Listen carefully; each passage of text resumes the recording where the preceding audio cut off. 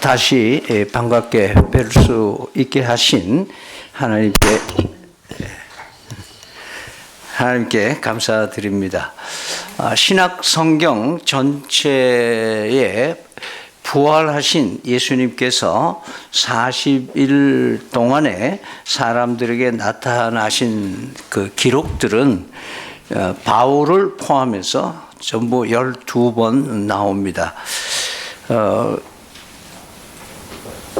예수님께서 부활하신 후에 40일 동안에 걸쳐서 자신의 모습을 제자들에게 나타내신 것은 왜 그랬을까? 이런 질문을 해볼 만한데요. 제자들에게 평소에 말씀하신 것을 친히 이루셨음을 확실히 보여주시기 위한 것과 또 사도행전 1장 3절에는 하나님의 나라에 대한 가르침을 전달하기 위해서 이렇게 예수님께서 40일 동안 나타나셨다 이렇게 기록을 하고 있습니다.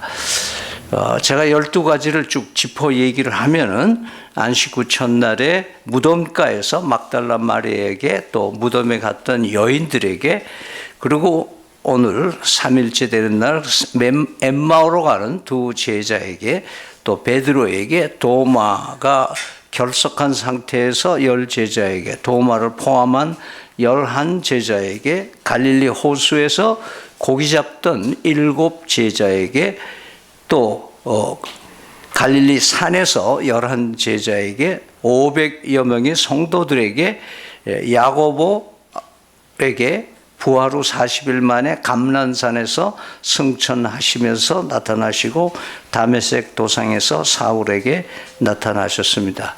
사복음서에서 8번이고 그 외에 서신서와 사도행전에서 4번에 걸친 예수님의 부활하신 후 나타내신 모습이 적혀 있습니다. 그 중에서도 오늘 긴 본문인 누가복음에서는 두 사건을 연속해서 기록을 하면서 예수님이 부활 후에 나타나신 모습을 우리에게 알려주고 있습니다. 한 번은 엠마오로 가는 두 제자에게 나타나신 사건이고 다른 한 번은 이어지는 11제자들에게 나타나신 기록입니다. 이 두 사건에서 우리는 다른 점도 있고 같은 점도 있는데 다른 점은 나타나신 장소가 다르고 사람이 다릅니다.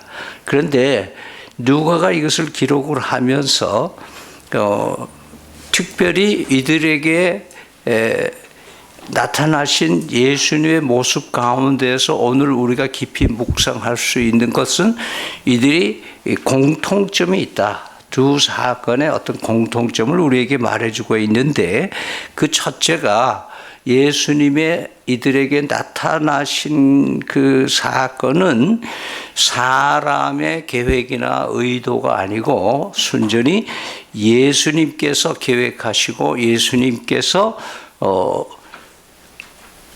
나타나신 사건이다. 다시 말해서 아무도 예수님을 기다리고 피켓을 들고 예수님 오세요. 부활하신 예수님 보고 싶어요.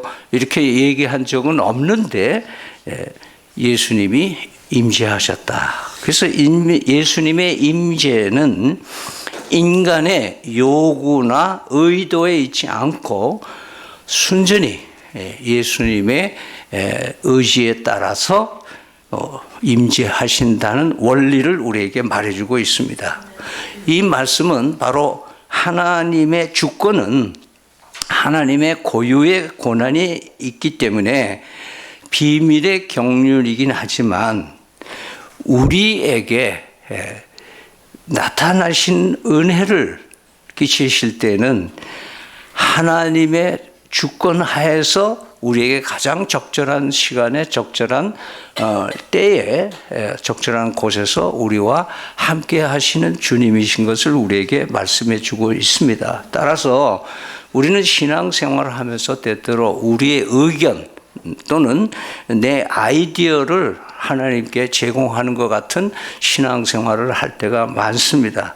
그러나 하나님은 우리로부터 어떤 정보도 필요로 하지 않으신 분이십니다. 그러므로 우리가 기도할 때 주의해야 할 것은 우리의 생각이 어떻고 내가 하나님께 어떤 정보를 제공하는 그런 기도들은 별 필요가 없다고 할 수 있을 것입니다. 주님께서 원하시는 시간, 주님께서 원하시는 장소, 주님께서 드러내고 싶으실 때에 드러내신다는 사실, 필요할 때에 반드시 우리에게 동행해 주시는 주님이신 것을 우리는 오늘 본문을 통해서 먼저 묵상을 합니다. 두 번째는 이 사건 모두에게 사람들은 예수님 못 보는데 예수님은 먼저 알아보고 먼저 찾아와 주셨다는 사건입니다. 우리가 알기 전에 예수님이 먼저 우리를 알고 계시다고 하는 원리입니다. 마치 내가 예수 믿기로 선택한 것 같이 착각을 하면서 내가 구원에 이르게 됐다고 하는 잘못된 생각에 잡힐 때가 많은데요. 요한복음 15장 15절에는 너희가 나를 택한 것이 아니요 내가 너희를 택하여 세웠다, 그렇게 말씀하십니다. 요한일서 4장 19절에는 우리가 사랑함은 그가 먼저 우리를 사랑하셨습니다.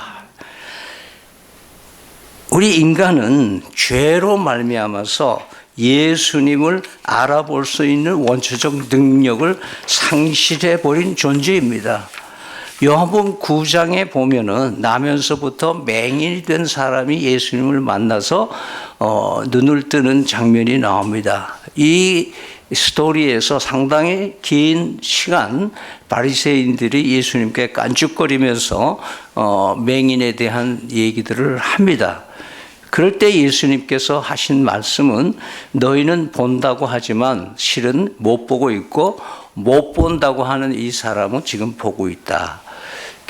요한복음 9장 39절에서 41절을 제가 한번 읽어보면 이렇습니다. 예수께서 이르시되 내가 심판하러 이 세상에 왔으니 보지 못하는 자들은 보게 하고 보는 자들은 맹인이 되게 하려 함이라 하시니 바리새인 중에 예수와 함께 있던 자들이 이 말씀을 듣고 이르되 우리도 맹인인가? 예수께서 이르시되 너희가 맹인이 되었더라면 죄가 없으려니와 본다고 하니 너희 죄가 그대로 있느니라. 이 말씀에서 이미 살아계시고 찾아와 주셨는데도 못 알아보는 영적 맹인에 대한 얘기를 하고 계십니다. 다음 두 사건의 공통점은 인간의 무지와 예수님의 지혜입니다. 이 눈이 어두워져서 제대로 판단을 못하고 있는 상황, 예루살렘에서 들은 이야기들을 그 속에서 상당한 많은 낙심을 하고 있는 모습을 누가는 그리고 있는데요. 이 두 만남에 공통적으로 등장하는 것이 성경입니다. 성경. 예수님께서 나타나셔서 그들에게 자기 몸을 보여주시고 내가 부활한 예수 그리스도라는 것을 그냥 보여주셔도 이들에게는 놀랄만한 이적의 발견인데도 불구하고 예수님은 성경을 가지고 구체적으로 성경에 자신에 관한 내용들을 풀어 얘기해 주셨다. 이때의 성경은 구약 성경 토라를 얘기를 합니다. 특별히 이 뒤편에 보면은 이 44절에 보면 율법과 선지자 글과 시편이라고 얘기를 하고 있습니다. 이것은 토라만이 아닌 온전한 구약 성경 전체를 얘기를 하고 있습니다. 엠마오로 가는 사람에게도 성경을 가지고 자신에 대해서 얘기를 하시고 그 다음에 11 제자들에게도 율법과 선지자의 글과 시편을 가지고 자신에 대한 이야기를 자세하게 설명을 해줬다. 말하자면 예수님이 그리스도 메시아라는 것을 우발적이거나 즉흥적으로 된 것이 아니라 오래전부터, 소위 만세 전부터 그렇게 얘기하죠. 하나님께서 예정하시고 계획하시고 하나님의 주권적인 인류 구원을 이루시기 위한 계획을 가지고 계셨던 것을 우리는 알게 됩니다.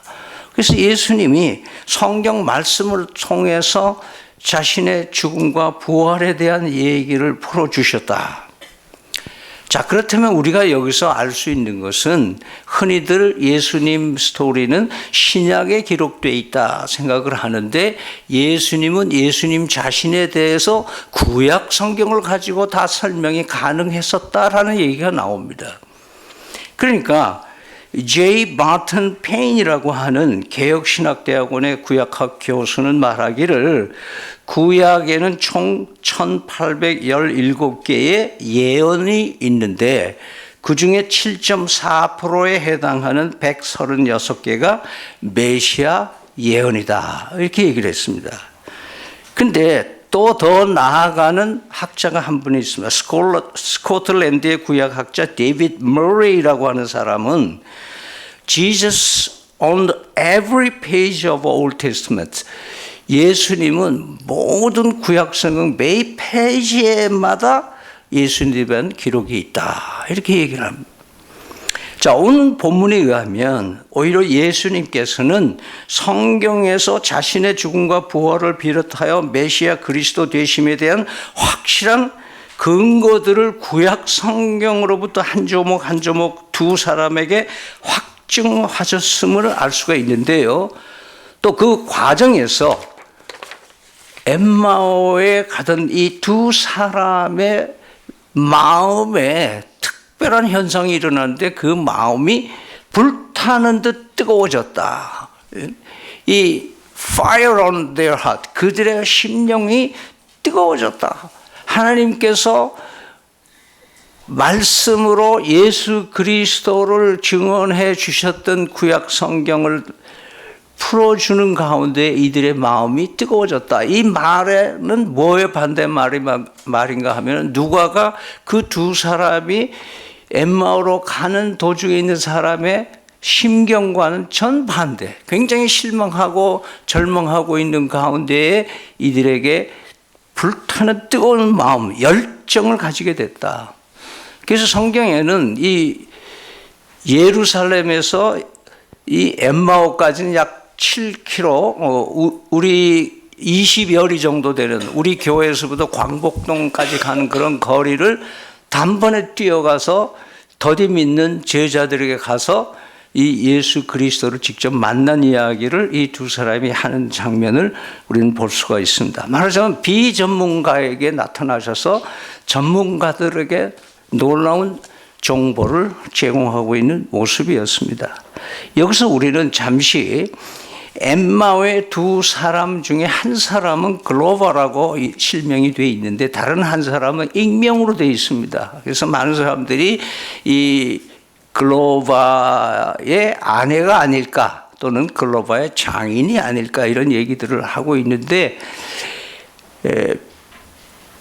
일부 학자들은 누가가 이 글을 쓰고 있는 누가가 마치 요한이 자기 이름을 잘 안 쓰고 예수님이 사랑하는 자 이렇게 썼던 것처럼 누가일 가능성을 더 많이 얘기를 하고 있습니다. 왜냐하면 그의 필체라든지 오늘 누가복음에서 마지막 마친 후에 사도행전 1장 1절에서 3절을 보면은 데어블레요, 내가 먼저 쓴 글에는 무릇 예수께서 행하시며 가르치기를 시작함부터 그가 택하신 사도들에게 성령으로 명하시고 승천하신 날까지의 일을 기록하여 넣느라.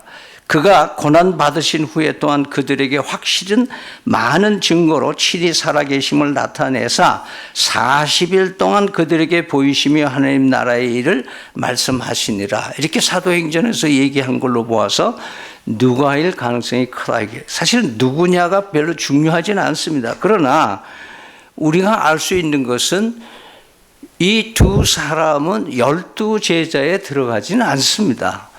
그러니까 그 당시로 보면은 지도자급도 아니고 그냥 평범한 사람에게 예수님이 나타나셨다 하는 것은 특별한 의미가 있습니다.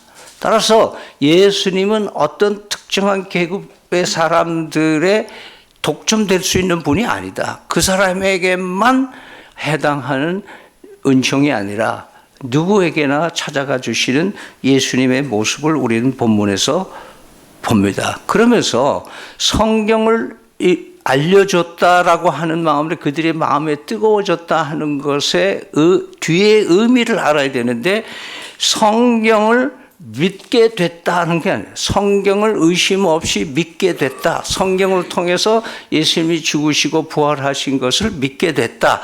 그가 메시아인 것을 믿게 됐다.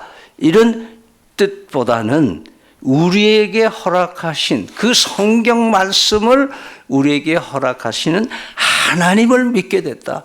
예수 그리스도를 믿게 됐다고 하는 초점이 더 맞는 말일 겁니다. 따라서 우리는 오늘 이 시대에 부활절만 되면 부활을 변증하고 부활을 믿고 또 예수 그리스도의 죽음을 확신하고 이런 그 이야기들을 많이 하고 강조를 하게 되는데, 사실은 부활의 사건과 죽음의 사건을 믿는 것이 중요한 게 아니라 부활하시고 죽으시고 부활하신 예수님이 관건이 되어야 된다. 예수님을 믿어야 된다. 그런 뜻입니다. 그래서 오늘 두 본문의 사건의 결말은 예수님에게 집중되어 있습니다. 누가복음 24장 30절에서 31절 보면은 그들과 함께 음식 잡수실 때에 떡을 가지사 축사하시고 그들에게 주시니 그들의 눈이 밝아져 누군 줄 알았다? 그인 줄 알았다. 41절에서 42절 그들이 너무 기쁨으로 아직도 믿지 못하고 놀랍게 여길 때에 이르시되 여기 무슨 먹을 것이 있냐 하시니 이에 구운 생선 한 토막을 드리니 받으사 그 앞에서 잡수시더라. 성경 말씀 가운데 보여주신 예수님의 모습과 실제로 부활하신 몸, 못자국난 손과 발을 보이실 뿐 아니라 그들이 보는 데서 떡과 생선을 잡수신 것을 보여주실 때에야 예수님의 죽으심과 부활의 사건이 아니라 예수님이 과연 구원자시구나 하는 것을 그들이 확신할 수 있었다라고 오늘 본문은 우리에게 증언해 주고 있는 것입니다. 오늘 부활로 드러내 주신 예수님의 모습에서 단순히 죽음과 부활이라는 사건이 역사적 사실이라는 것을 믿는 것에 머무는 신앙이 아니라, 그는 역사 인식에 불과하지만 마음이 뜨거워 눈이 열려서 우리 주 예수 그리스도를 구주의 주로 메시아로 믿는 산 믿음으로 나가야 한다는 것을 하나님이 원하신다는 오늘 본문의 말씀으로 묵상이 됩니다. 따라서 말씀 가운데 역사하시는 성령으로 우리에게 열정을 주시고 뜨거움을 주시는 분은 말씀 자체이긴 보다는 말씀이신 오직 예수님이심을 믿으시길 바랍니다. 오늘 본문의 마지막 결론, 이 모든 일에 증언을 하라고 합니다. 이 모든 일, 지금 예수가 그리스도이심을 성경에서 입증해낼 뿐 아니라 예수님 자신임을 드러내시는 이 사건을 통해서 너희들은 이제 증언을 하라, 이렇게 얘기를 하고 있습니다. 증언은 여러분이 잘 아시는 대로 본대로 말하는 겁니다.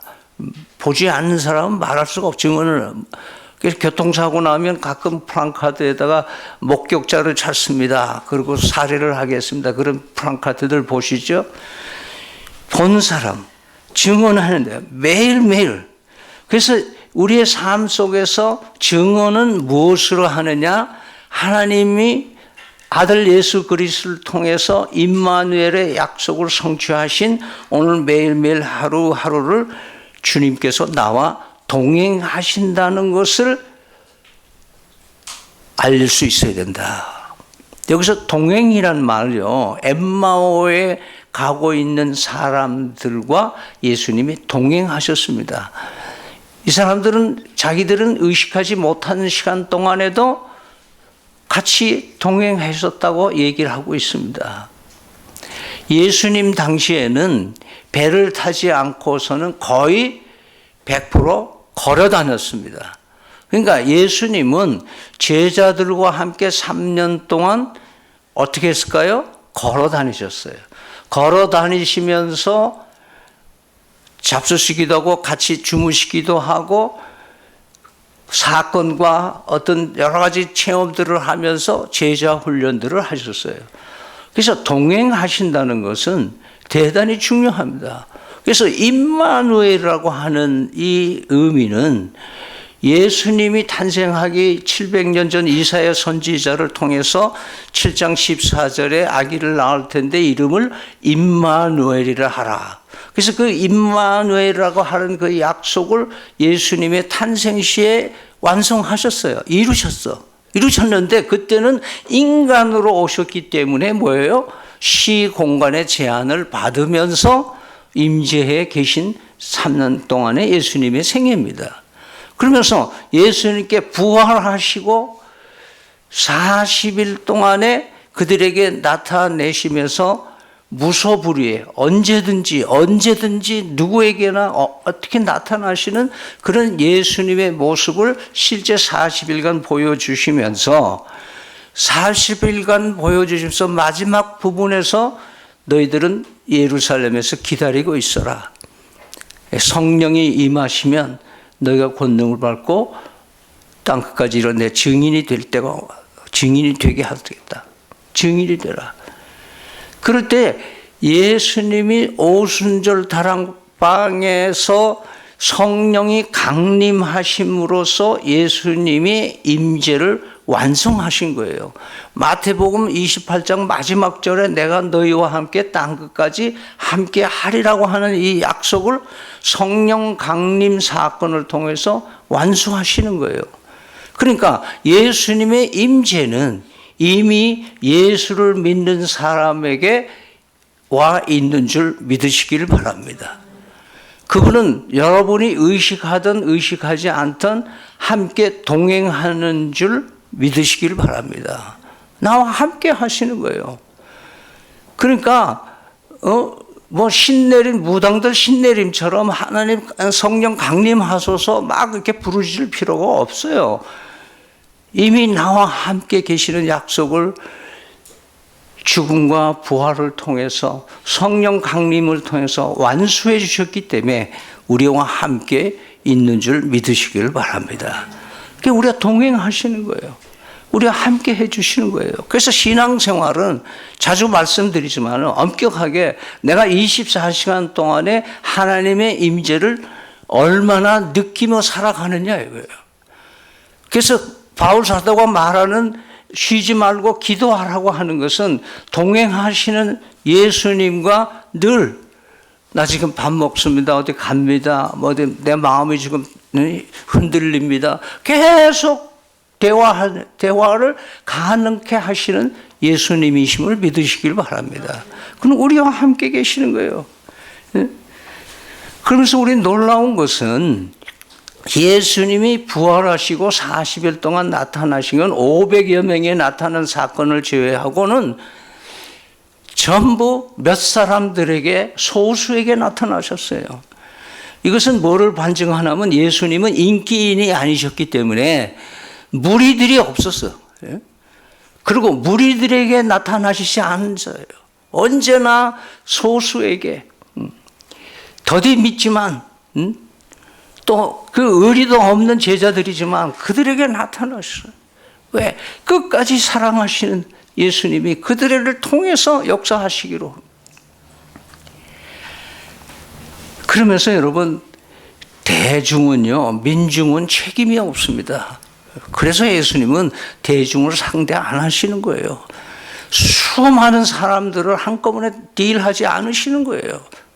왜? 5,000명을 먹여봐야 또 먹을 것 찾으러만 오지 별 예수님을 잊어버리는 거예요.